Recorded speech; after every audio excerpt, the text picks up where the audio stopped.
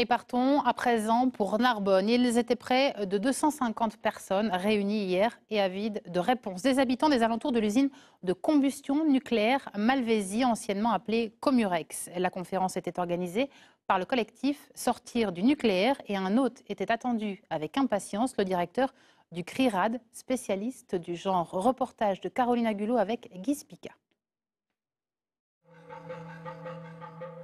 On ne sait pas trop ce qui s'y passe, hein. C'est assez discret, c'est assez caché, donc je viens m'informer. Voilà. J'habite pas très loin, donc j'ai envie de savoir un petit peu ce qu'il y a à ma porte. Je suis arrivé à Narbonne il n'y a pas très longtemps, donc je m'informe un peu sur mon environnement. C'est questionnant, effectivement, surtout quand on a des enfants. J'habite à Narbonne, hein.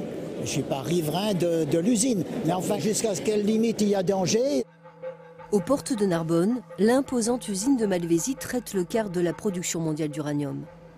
Est-elle inoffensive, comme l'assure Areva, ou bien représente-t-elle un danger pour la santé des riverains? 250 Narbonnais sont venus écouter le point de vue de cet ingénieur en physique nucléaire. Il est aussi le directeur du laboratoire indépendant, la CRIRAD. Pour ce spécialiste, Areva minimise l'impact sur la population. Il y a toujours beaucoup trop de désinformation de la part d'Areva. Par exemple, en ce qui concerne la radioactivité émise par les transports, la radioactivité subie par les gens qui s'approchent trop près de l'installation.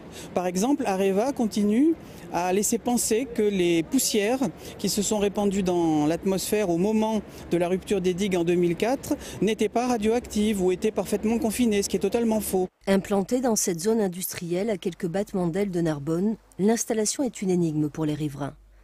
La journaliste indépendante Viviane Tivan a longuement enquêté. Les bassins de décantation sont contaminés par de l'uranium, mais plus anormal, par du plutonium également.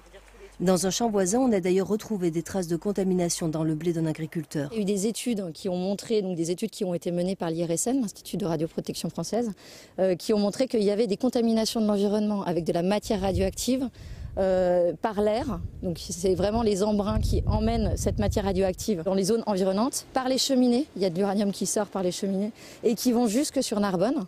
Et il y a aussi de la contamination qui passe par la nappe phréatique, ou en tout cas qui passait, parce que il y a quelques années, 2 ans, en fait, ils ont isolé cette partie de la nappe phréatique du reste de Narbonne. Avec un impact sur la santé? On ne sait pas. On ne sait pas parce qu'aujourd'hui, en fait, il n'y a pas de suivi sanitaire de la population. La radioactivité autour de l'usine a été mesurée par la CRIRAD. Les relevés indiquent des doses 20 fois supérieures à la normale. En l'absence d'études, impossible de dire quel est l'impact sur la santé des ouvriers et des riverains. Alors la CRIRAD, comme le collectif antinucléaire, demande que l'État prenne les choses en main. Obligatoirement, il devrait y avoir des études épidémiologiques. C'est une obligation, puisque c'est l'État qui est responsable de la santé publique, c'est une obligation légale. Cette étude est réclamée par les Narbonnais qui sont en droit de savoir si cette contamination chronique qui a lieu depuis 50 ans a oui ou non une influence sur leur santé.